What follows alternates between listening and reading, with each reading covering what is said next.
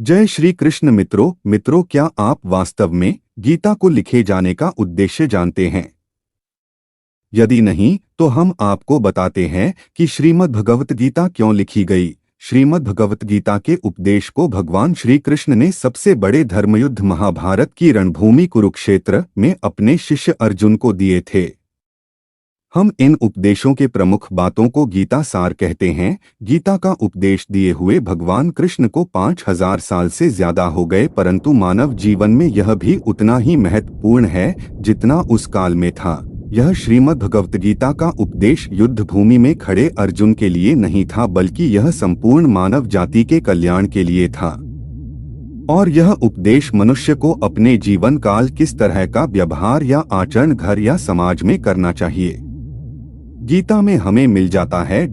आइए हम आपको गीतासार बता रहे हैं, जिसे संपूर्ण श्रीमद् भगवत गीता का निचोड़ भी कहा जाता है। गीता का पहला श्लोक है, कर्मण्येवाधिकारस्ते मा फलेषु कदाचन मा कर्मफल हेतुर्भूर्मा ते संगोस्त्व कर्मण।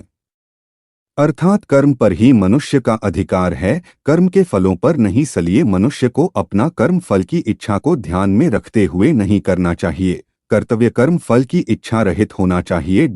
आथ तू कर्मफल का हेतु भी मत बन और तेरी अकर्मण्यता में भी आसक्ति न हो। गीता का दूसरा श्लोक है, यद्यदाचरति श्रेष्ठस्तत्तदेवेतरो जन स यत् प्रमाणम कुरुते लोकस्तदनुवर्तत। अर्थात श्रेष्ठ पुरुष जो आचरण यानी जो कर्म करते हैं, उनसे प्रभावित मनुष्य भी वैसा ही आचरण अपने व्यवहार में लाते हैं। श्रेष्ठ पुरुष जो प्रमाण या उदाहरण समाज में प्रस्तुत करते हैं, समस्त मानव जाति उसी का अनुसरण करने लगते हैं। गीता का तीसरा श्लोक है, ध्यायतो विषयान पुंसः संगस्तेषु जायते संगात संजायते कामः कामात् क्रोधोभिजायते। अर्थात विषय वस्तुओं के बारे में हमेशा चिंतन करते रहने से मनुष्य को उनसे आसक्ति हो जाती है। इससे मनुष्य में उन वस्तुओं को पाने की कामना यानी इच्छा पैदा होती है, और कामनाओं की पूर्ति न होने पर मनुष्य में क्रोध की उत्पत्ति होती है।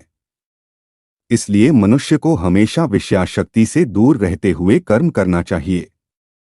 गीता का चौथा श्लोक है, यदा यदा हि धर्मस्य ग्लानिर्भवति भारत अभ्युत्थानमधर्मस्य तदात्मानं सृजाम्यहम्। अर्थात हे अर्जुन, जब जब धर्म की ग्लानि हानि यानी उसका क्षय होता है और संसार में अधर्म में वृद्धि होती है, तब तब मैं श्री कृष्ण धर्म के अभ्युत्थान लिए स्वयं की रचना करता हूँ, अर्थात अवतार लेता हूँ। गीता का पांचवा श्लोक है, परित्राणाय साधूनां विनाशाय च दुष्कृतां धर्म संस्थापनार्थाय संभवामि युगे युगे। अर्थात सीधे साधे सरल पुरुषों, साधु और भक्तों के कल्याण के लिए और दुष्कर्मियों के विनाश के लिए, धर्म की स्थापना के लिए मैं श्री कृष्ण युगों युगों से प्रत्येक युग में जन्म लेता आया हूँ। गीता का छठा श्लोक है, हतो वा प्राप्यसि स्वर्गम जित्वा वा भोक्ष्यसे महिम तस्मात् उत्तिष्ठ कौन्तेय युद्धाय कृतनिश्चय। अर्थात यदि तुम अर्जुन इस धर्म युद्ध में वीरगति को प्राप्त होते हो तो तुम्हें स्वर्ग मिलेगा, और यदि विजयी होते हो तो धरती पर तुम्हारा मान सम्मान और सुख समृद्धि मिलेगी। इसलिए उठो हे कौन्तेय अर्जुन और निश्चय करके युद्ध करो। गीता का सातवां श्लोक है, नैनं छिद्रन्ति शस्त्राणि नैन दहति पावक न चैन क्लेद्यन्त्यापो न शोष्यति मारुत। अर्थात आत्मा को न कोई शस्त्र काट सकते हैं, न आग जला सकती है, न पानी उसे भिगो सकता है, न हवा उसे सुखा सकती है। आत्मा अजर अमर है और शाश्वत है। शरीर मरता है परंतु आत्मा नहीं। गीता का आठवां श्लोक है, श्रद्धावान लभते ज्ञान तत्पर संयतेन्द्रिय ज्ञान लब्ध्वा परां शांतिम चिरेणाधिगच्छति।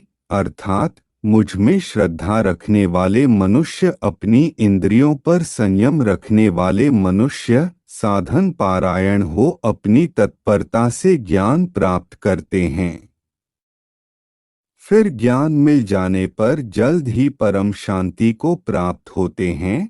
गीता का 9वां श्लोक है, सर्वधर्मान् परित्यज्य मामेकं शरणं व्रज अहं सर्वपापेभ्यो मोक्षयिष्यामि मा। अर्थात अर्जुन, सभी धर्मों को त्याग कर अर्थात हर आश्रय को त्याग कर केवल मेरी शरण में आओ, मैं श्री कृष्ण तुम्हें सभी पापों से मुक्ति दूंगा। इसलिए शोक मत करो, वीरों की भांति उठो और युद्ध करो। स्पष्ट है, गीता का संदेश कालातीत है और जीवन के सभी पहलुओं पर लागू होता है और सर्वशक्तिमान भगवान को प्राप्त करने